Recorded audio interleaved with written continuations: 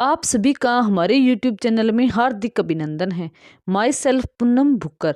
आप जानते ही होंगे कि इन दिनों अलग अलग यूनिवर्सिटीज़ में PhD के एडमिशन चल रही हैं और इंटरव्यू में आपसे शोध प्रस्ताव मांगा जाता है।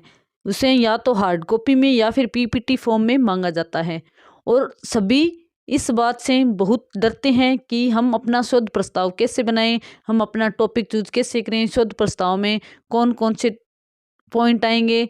आज तो मैं आपको शोध प्रस्ताव बनाना सिखाऊंगी, वो भी हिंदी में।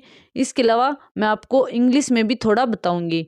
तो अगर आप शोध प्रस्ताव बनाना चाहते हैं तो आप हमारे साथ बने रहें, और अगर आप इस चैनल पर नए हैं तो आप हमारे चैनल को सब्सक्राइब कर लें। साथ में मैं आपको आज अपना जो मैंने शोध प्रस्ताव बनाया था रिसर्च प्रपोजल लखनऊ यूनिवर्सिटी के लिए, वो भी दिखाऊंगी कि मैंने किस तरह से बनाया था। उसकी मैं आपको, अगर आप चाहते हो कि आपको वो PDF फॉर्म में मिल जाए तो आप हमारे डिस्क्रिप्शन में दिए गए टेलीग्राम चैनल को ज्वाइन कर लें, जिसका लिंक आपको डिस्क्रिप्शन में मिल जाएगा। चलिए स्टार्ट करते हैं। सबसे पहले तो हम बात करते हैं कि रिसर्च प्रपोजल होता क्या है, यानी शोध प्रस्ताव होता क्या है। यानी आप ध्यान देना, प्रपोजल प्रपोजल क्या होता है, यानी प्रस्ताव। अगर हम किसी को कुछ प्रस्ताव कर रहे हैं तो हम उसके लिए कोई रूपरेखा बनाते हैं। हम सोचते हैं कि पहले ये करेंगे, फिर बाद में वो करेंगे, फिर वो करेंगे। जो हम रूपरेखा बनाते हैं प्रपोजल के लिए, उसे ही हम रिसर्च प्रपोजल कहते हैं। क्योंकि ये रिसर्च क्षेत्र में होता है तो इसे हम रिसर्च प्रपोजल कहते हैं। ठीक है, तो अब हम आपको बताएंगे स्टेप बाय स्टेप आपको किस तरह से बनाना है। आप यहाँ पर देख सकते हो PhD शोध प्रस्ताव। ये मैंने शोध प्रस्ताव बनाया था, रिसर्च प्रपोजल बनाया था, जो मैंने लखनऊ यूनिवर्सिटी में इंटरव्यू के लिए बनाया था। आपको क्या करना है, सबसे पहले ये है मेन पेज है, यानी ये फर्स्ट पेज है जो फ्रंट पर आएगा। आपको क्या करना है, सबसे ऊपर लिखना है PhD शोध प्रस्ताव। अगर आप हिंदी में लिखना है तो आप हिंदी में लिखना, अगर आप इंग्लिश में बनाना चाहते हैं तो आप इसे इंग्लिश में लिखना।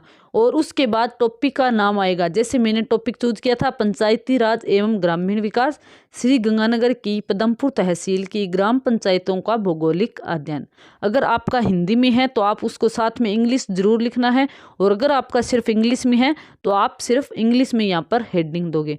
उसके बाद जो भी आप जिस भी यूनिवर्सिटी के लिए आप शोध प्रस्ताव बना रहे हो, रिसर्च प्रपोजल बना रहे हो, उसका आपको लोगो लगाना है यहाँ पर। उसके बाद में लिखना है प्रस्तुतकर्ता, यानी कौन बना रहा है। तो जैसे मैंने बनाया था, मेरा नाम आ गया। उसके बाद आपका जो रोल नंबर है एंट्रेंस एग्जाम में, या फिर जो भी रोल नंबर है, एप्लीकेशन नंबर है, वो लगा देना है। और उसके बाद में आप कहाँ पर जा रहे हो इंटरव्यू के लिए, यानी भूगोल विभाग था, क्योंकि मैंने ज्योग्राफी सब्जेक्ट है मेरा, तो मैंने भूगोल विभाग लखनऊ विश्वविद्यालय लिख दिया, और जो साल है वो लिख दिया। तो आपको इस तरह से आपका फर्स्ट पेज तैयार करना है। ठीक है, और उसके बाद हम बात करते हैं, मैं आपको दिखाती हूँ।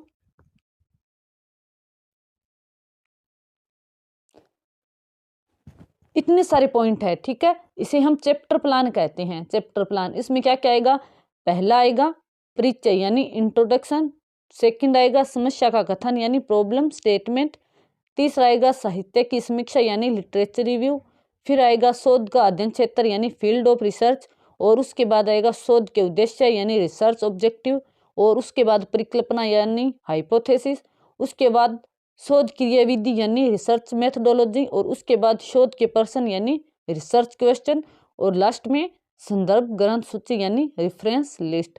आपको इस तरह से पूरा लगाना है। इसमें इसके अलावा आप देख सकते हो एक दो पॉइंट या तो ज़्यादा हो सकते हैं इसके अलावा, या फिर एक दो पॉइंट इसमें कम हो सकते हैं, लेकिन लगभग नॉर्मली यही क्रम रहता है और आपको इसी क्रम में बनाना है। तो आपको फर्स्ट पेज मैंने फ्रंट पेज बता दिया, और उसके बाद में जो ये अध्याय योजना है, चैप्टर प्लान है, वो लास्ट से फर्स्ट पेज पर आएगा। यानी लास्ट में, सबसे लास्ट में आपको लिखना है रेफरेंस लिस्ट। जो रेफरेंस लिस्ट क्या होती है पहले मैं बता देती हूँ। संदर्भ ग्रंथ सूची क्या होती है, यह वह सूची होती है जिनको आप पढ़ते हो रिसर्च प्रपोजल को बनाने से पहले। यानी आप रिसर्च प्रपोजल बनाने के लिए किन किन साहित्य की, कहाँ कौन कौन सी बुक की मदद ले रहे हो, आपको उसका सारा विवरण देना होता है। जहाँ से आप पढ़ रहे हो, जहाँ से आप कुछ ले रहे हो, कुछ देख रहे हो, वो सारा संदर्भ ग्रंथ सूची में आएगा, और उसका भी एक क्रम होता है। ठीक है, जो यहाँ पर क्रम दिया गया है। जैसे यहाँ पर ये बुक है बाबल डॉक्टर बसंतीलाल एंड बापना राजेंद्र, यानी ये राजेंद्र बापना और बसंतीलाल बाबल की बुक है जो 2017 की है और उसका नाम है वृहद राजस्थान पंचायती राज कोड। और फिर पब्लिकेशन का नाम आ गया बापना पब्लिकेशन हाउस, फिर कहाँ की है, जयपुर की है। आपको इसी क्रम में लिखना है संदर्भ ग्रंथ सूची।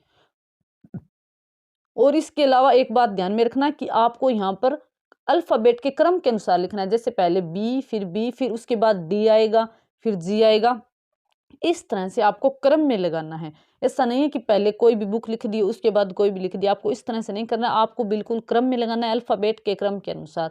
और उसके अलावा अगर आप कोई वेबसाइट देख रहे हो तो आपको इस तरह से नीचे रेफरेंस में वेबसाइट देना है, जैसे मैंने rajpanchayat.rajasthan.gov.in इसकी हेल्प ली थी, जैसे www.wikipedia.in, इस तरह से आपको रेफरेंस लिस्ट लगानी है। और ये सबसे लास्ट में आएगा, लास्ट पेज होगा रेफरेंस लिस्ट यानी संदर्भ ग्रंथ सूची।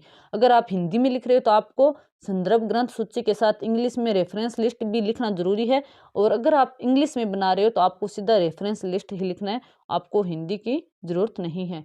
और एक बात, अगर आप इंग्लिश में अपना रिसर्च प्रपोजल बना रहे हो तो कोई ज़रूरी नहीं है कि आप सभी जो भी बुक देखो उसका नाम इंग्लिश में हो, अगर कोई बुक हिंदी में है तो भी आपको वहाँ पर रेफरेंस देना है, ऐसा नहीं है कि जो इंग्लिश में सिर्फ उसी का रेफरेंस देना है। समझ आ गया। उससे पहले जो लास्ट में रेफरेंस लिस्ट आएगा उससे पहले आपको अध्याय योजना यानी चैप्टर प्लान लगाना है, ठीक है। सबसे लास्ट में आएगा रेफरेंस लिस्ट, उससे पहले का जो पेज होगा वहां पर अध्याय योजना यानी चैप्टर प्लान। उसके बाद जैसे जैसे मैंने यहाँ पर पॉइंट दिया, जैसे पहले परिचय फिर समस्या का कथन, तो आपको फर्स्ट पेज से स्टार्ट करना है। पहले इंट्रोडक्शन, फिर समस्या का कथन, फिर साहित्य समीक्षा, फिर शोध का अध्ययन क्षेत्र, फिर शोध की उद्देश्य, फिर परिकल्पना, फिर शोध क्रियाविधि और शोध के प्रश्न और संदर्भ ग्रंथ सूची, ठीक है। अब मैं आपको बताती हूँ कि इनमें क्या लिखना है और किस तरह से आप अपने टॉपिक पर लिखोगे। सबसे पहले तो आपको अपना एक टॉपिक लेना है कि आप अपने टॉपिक भी ऐसा लेना है जैसे कि आपके एरिया में कोई समस्या है, कोई भी, चाहे वो कोई भी सब्जेक्ट हो, ज्योग्राफी, हिस्ट्री, तो आप अपना अगर एरिया को लोगे तो आपको थोड़ी आसानी रहेगी क्योंकि आप अपने एरिया को जानते हो। मैं अपने ज्योग्राफी सब्जेक्ट के देख कर ध्यान में रखकर बता रही हूँ, बाकी आप अपने सब्जेक्ट के हिसाब से देख सकते हो। अब हम फर्स्ट पेज है इंट्रोडक्शन। आपको इंट्रोडक्शन क्या बनाना है, किस तरह से बनाना है, तो आपको जो आपका टॉपिक है,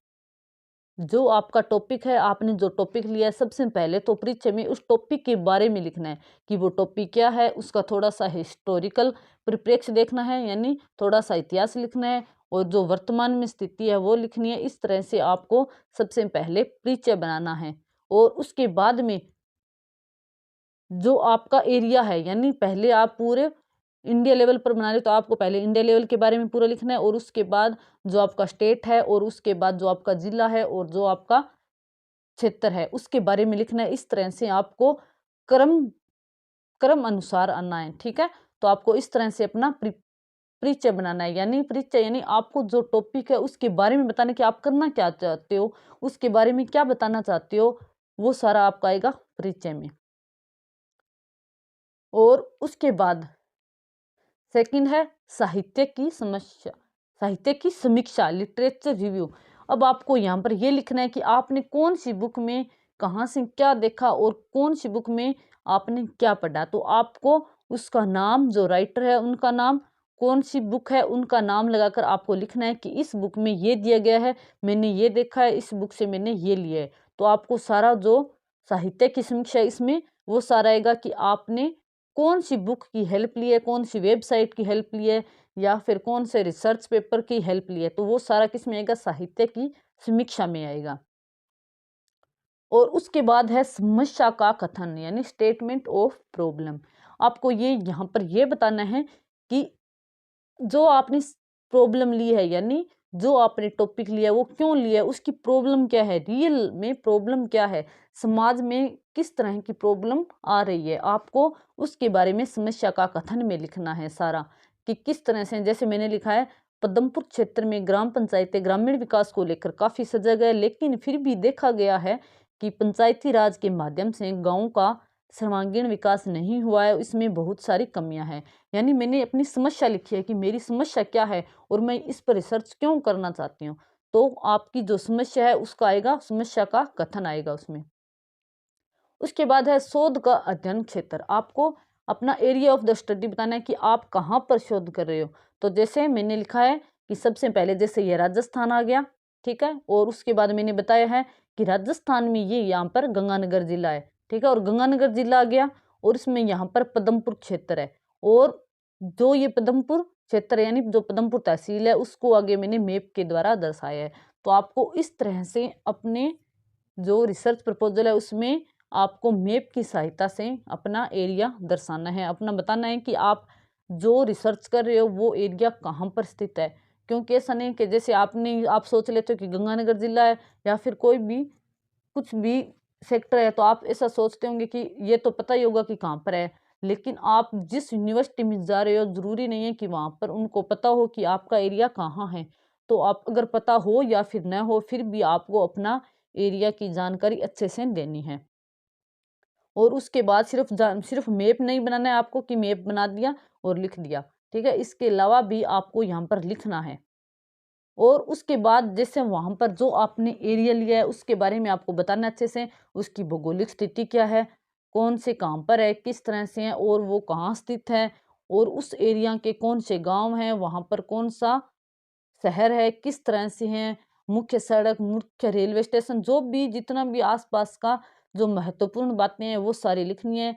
इसके अलावा आपको वहाँ की जलवायु बतानी है कि वहाँ पर कैसी जलवायु है, किस तरह की है, वो सारा आपको जलवायु बतानी है। और उसके बाद आपको वहाँ का जो भौगोलिक स्थिति है यानी मिट्टी, सिंचाई, उसके अलावा आपको अर्थव्यवस्था कैसी है वहाँ पर जनसंख्या क्या है, इस तरह से आपको अपना पूरा स्टडी जो एरिया है उसके बारे में बताना है। क्योंकि ये भूगोल का मेरा सब्जेक्ट भूगोल है, ज्योग्राफी है, तो मैंने ज्योग्राफी के परिप्रेक्ष्य में बताया, तो आप भी अपना जो सब्जेक्ट है उसके हिसाब से बना ले। लेकिन हाँ, क्योंकि अगर आप चाहे कोई भी सब्जेक्ट हो लेकिन आपका कोई भी शोध का जो अध्ययन क्षेत्र है वो तो मतलब आपका एरिया तो आप लोगे ही, तो आपको उसकी पूरी कंडीशन बतानी है किस तरह से है वो आपको सभी, चाहे कोई भी सब्जेक्ट हो, आपको बताना ही होगा। आगे हम बात करते हैं, उसके बाद में हम बात करते हैं शोध के उद्देश्य यानी रिसर्च ऑब्जेक्टिव, यानी मैं जो शोध कर रही हूँ, जिस टॉपिक पर शोध कर रही हूँ उसके ऑब्जेक्टिव क्या है यानी उसका उद्देश्य क्या है, मैं क्यों कर रही हूँ रिसर्च, उसमें आपको ये बताना है। आपको इस तरह से पॉइंट के रूप में लिखना है, जैसे मैंने बताया है। पहला है राजस्थान के संदर्भ में पंचायती राज संस्थाओं की स्वायत्तता भौगोलिक जानकारी प्राप्त करना, यानी मेरा उद्देश्य क्या है। तो आपको शोध के उद्देश्य में आपको ये लिखना है कि आपका ऑब्जेक्टिव क्या, आप रिसर्च क्यों करना चाहते हो, वो सारी बातें इसमें आ जाएगी।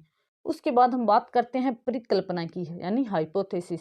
आपको हाइपोथेसिस बनानी है कि मतलब आप क्या सोचते हो, यानी जैसे मैंने सोच लिया कि ऐसा करने से इस तरह से इसका रिजल्ट ये आ जाएगा, तो आपको इस तरह से अपनी हाइपोथेसिस यानी परिकल्पना बनानी है, ठीक है।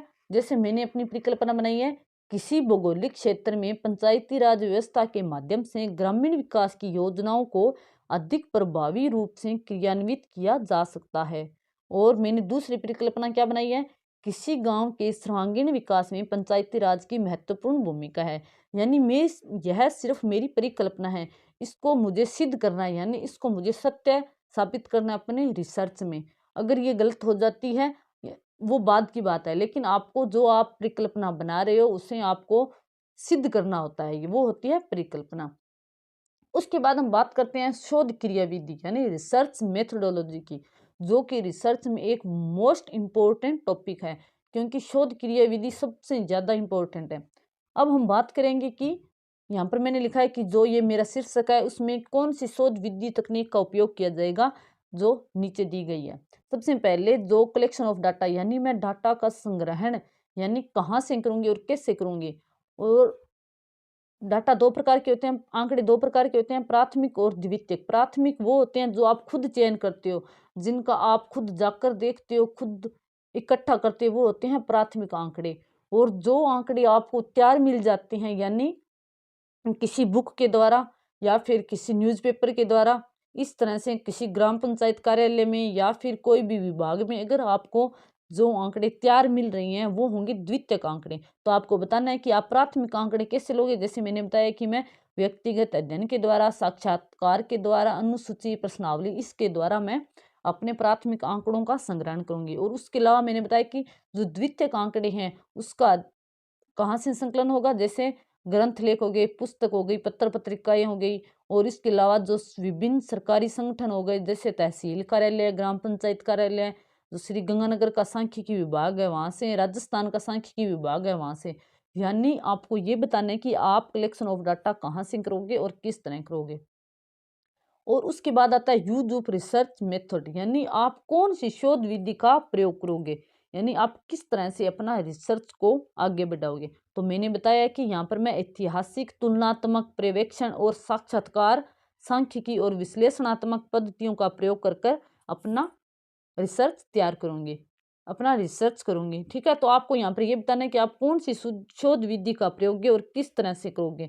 और इसके अलावा जैसे मैंने यहाँ पर दिया कि शोध की को तालिकाओं, आरेखों और मानचित्रों में प्रदर्शन कर तुलनात्मक विश्लेषण किया जाएगा। तो आपको यहाँ पर ये लिखना है, क्योंकि आपको क्या लिखना है, एक तो कलेक्शन ऑफ डाटा और बाकी दूसरा आपको लिखना है यूज ऑफ रिसर्च मेथड। उसके बाद आपका पॉइंट आ जाता है शोध के प्रश्न यानी रिसर्च क्वेश्चन। आपको अगला पॉइंट लिखना है रिसर्च क्वेश्चन, जैसे गांव के भौगोलिक बुनियादी विकास में पंचायतों की महत्वपूर्ण भूमिका, यानी यहाँ से आप मैं क्वेश्चन पूछ रही हूँ, क्या सच में ऐसा है कि महत्वपूर्ण भूमिका है क्या गांव में के बुनियादी विकास में ग्राम पंचायत की। इस तरह से आपको रिसर्च के क्वेश्चन बनाने, यानी आपको क्वेश्चन बनाने हैं रिसर्च के। और फिर यानी यहाँ पर हमारे टॉपिक पॉइंट पूरे हो गए। जैसे मैंने पहले परिचय बता दिया, फिर समस्या का कथन बता दिया, फिर साहित्य की समीक्षा बताई, फिर शोध का अध्ययन क्षेत्र, शोध के उद्देश्य, परिकल्पना, शोध क्रियाविधि, शोध के प्रश्न और संदर्भ, ग्रंथ सूची मैंने पहले ही बता दिया। तो इस तरह से आपको अपना रिसर्च प्रपोजल तैयार करना है। उम्मीद है कि आपको अच्छे से समझ आ गया होगा। अगर फिर भी आपको लगता है कि कुछ कंफ्यूज है तो आप मुझे कमेंट बॉक्स में कमेंट करके पूछ सकते हो। और इसके अलावा जो टेलीग्राम चैनल है जिसका लिंक डिस्क्रिप्शन में है, वहाँ पर भी उसे भी ज्वाइन करके आप मुझे मैसेज कर सकते हो। उम्मीद है आज की वीडियो आपको अच्छी लगी होगी, और अगर आपको अच्छी लगी है तो हमारे चैनल को सब्सक्राइब करें, लाइक करें और शेयर करें। आज के लिए बस इतना ही। अगली वीडियो में आपके लिए और जानकारी लेकर आएंगे। धन्यवाद।